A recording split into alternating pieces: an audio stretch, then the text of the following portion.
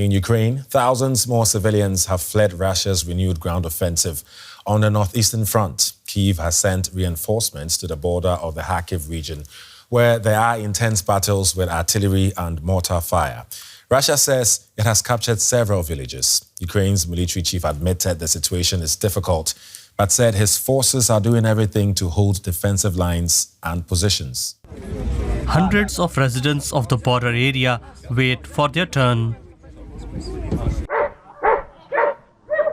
A mass evacuation is underway in Ukraine's Kharkiv region after Russian forces launched a surprise offensive on the northeastern front.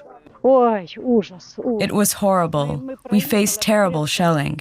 Everything was exploding. We didn't understand what was going on. The Ukrainian military says fierce battles continue, but Moscow already claims to have taken control of several villages in the border region.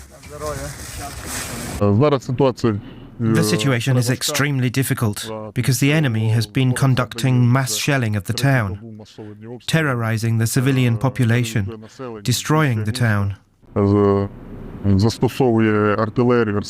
They use artillery and multiple launch rocket systems. There were 30 airstrikes just in the last day. There's a lot of destruction. President Zelensky has also responded to the threat posed by Russia's new offensive and announced the deployment of reinforcements to the emerging new front. Our forces must achieve maximum results to destroy our enemy everywhere. Today, there were reports from our Commander-in-Chief, Alexander Syrsky. We are strengthening our positions, especially in the Kharkiv region, by deploying additional forces. The artillery is operating exactly as planned. As Ukraine waits for more military aid from its allies to shore up its defensive effort, Russian forces are hoping to take advantage to make gains in the region.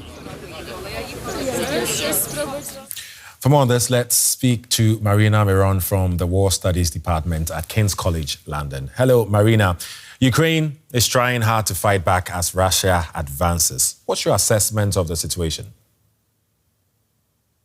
Hello, Eddie. Well, it's very difficult to tell right now. Some speculations are that it is the offensives, the Russian offensives that one has been waiting for. What we know so far is that the Russian forces from the North grouping managed to take several villages in the Kharkiv Oblast. And it looks like they're moving towards Vovchansk in order to try to basically surround the city and to block the supplies from the Kupiansk direction from the east. So that is one possible scenario, what is going to happen here. Of course, the situation is changing as we speak, but we shouldn't be forgetting that other directions are also important where the Russians are trying to advance, namely around Chasiv Yar, near Seversk, as well as around Robotyne in Zaporizhia.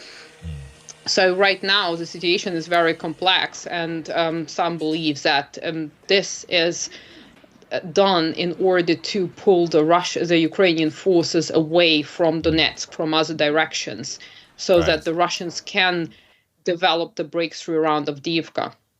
Right. As you say, quite a complex situation, isn't it? I mean, there's also some action happening in the Kharkiv region where thousands of people have been evacuated from. Is Russia trying to take over the Kharkiv region, and to what end? Well, I don't think that at this point the Russians are actually trying to take it, because they would need much more troops, and they have not committed enough troops in order to hold the Kharkiv region. They also don't have enough troops right now to storm Vovchansk, and even less to storm the city of Kharkiv. As I said, most possibly they want to develop their offensive around Avdiivka. And that's where the Russians had a breakthrough around Ocheretino. We remember the news from just a week ago or so.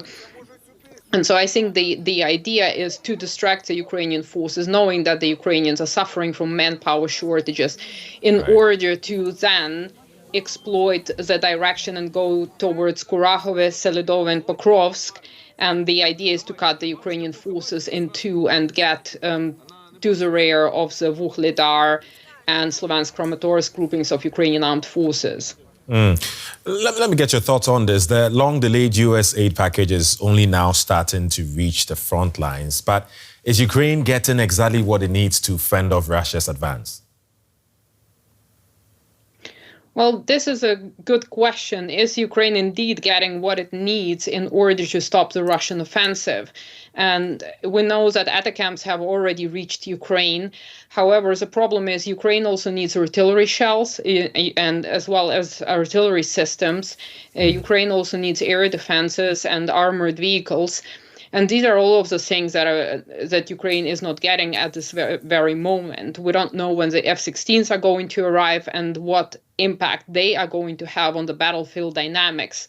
So from my perspective, the aid that Ukraine is going to receive is a kind of a mismatch in terms of what Ukraine really needs. And of course, we have the problem with manpower, with capable manpower in order to stop the Russians, because the technology is not going to fill that gap. Right. Marina Miron from the War Studies Department at King's College London. Thank you very much for your insights. Thank you for having me.